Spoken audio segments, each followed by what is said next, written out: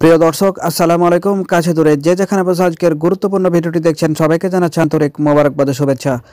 তো আপনারা অনেকে জানতে চেয়ে থাকেন যে সঞ্চয়পত্র কিভাবে করে কিনতে পারা যায় বা সঞ্চয়পত্র ক্রয়ের নিয়মগুলো কি, সেগুলো আজকে আলোচনা করব। চলুন শুরু করা যাক। তো দেখতে পাচ্ছেন আজকে আমি ব্যক্তি পর্যায়ে সঞ্চয়পত্র ক্রয়ের নিয়মগুলো আলোচনা করব।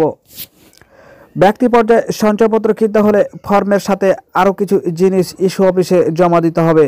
তো তার আগে বলে রাখি, সঞ্চয়পত্র ফর্মটা আপনি সঞ্চয়পত্র অফিসে যেয়ে পেতে পারেন, আবার সঞ্চয়পত্র অফিসের সামনে যেসব ফটোকপির দোকানগুলো থাকে সেগুলোতেও কিন্তু আপনি সেগুলো পেয়ে নিতে পারেন সঞ্চয়পত্র ফর্মটা।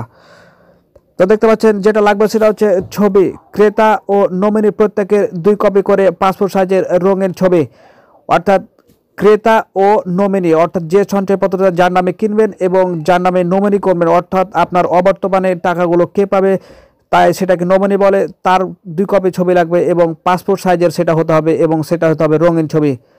সকলের ছবি সত্যায়িত হতে হবে, তবে নমিনির ছবি ক্রেতা সত্যায়িত করবেন। জাতীয় পরিচয়পত্র, জন্ম নিবন্ধন, ক্রেতা ও নমিনির ভোটার আইডি কার্ডের ফটোকপি। জাতীয় পরিচয়পত্র, জন্ম নিবন্ধন অর্থাৎ ক্রেতা ও নমিনির ভোটার আইডি কার্ডের ফটোকপি লাগবে আপনাকে, অর্থাৎ যে কিনবে এবং যার নামে আপনি নমিনি করবেন তার দুজনেরই ভোটার আইডি কার্ডের ফটোকপি লাগবে। নমিনি যদি নাবালক হন তাহলে জাতীয় পরিচয়পত্রের বদলে জন্ম নিবন্ধনের কপি হবে, অর্থাৎ আপনার ছেলে বা যে নামে নমিনি করবেন তার যদি প্রাপ্তবয়স্ক না হয় তাহলে সেক্ষেত্রে আপনি জন্ম নিবন্ধনের কপি দিয়ে সেটা কাজটা সম্পাদন করতে পারবেন।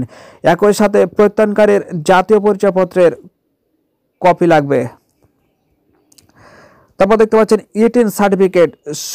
ইটিন সার্টিফিকেটটা হচ্ছে আপনি সঞ্চয়পত্র খোলার আগে আপনাকে একটা টিন করতে হবে। সেই টিনটা আপনি তার দেখতে পাচ্ছেন সঞ্চয়পত্র বিনিয়োগের পরিমাণ 1 লক্ষ টাকার বেশি হলে আপনাকে টিন করতে হয়। সেই টিনটা 1 কপি আপনাকে দিতে হবে ফটোকপি করে। দেখতে পাচ্ছেন ব্যাংক হিসাবের চেক। আপনাকে কিন্তু সঞ্চয়পত্র কেনার আগে একটা ব্যাংক অ্যাকাউন্ট করতে হবে, সেই অ্যাকাউন্টের কিন্তু আপনাকে চেকগুলো একটা দিতে হবে। দেখতে পাচ্ছেন গ্রাহক নিজ ব্যাংক হিসাবের এমআইসিআর চেক ও এমআইসিআর সাদা চেকের কপি।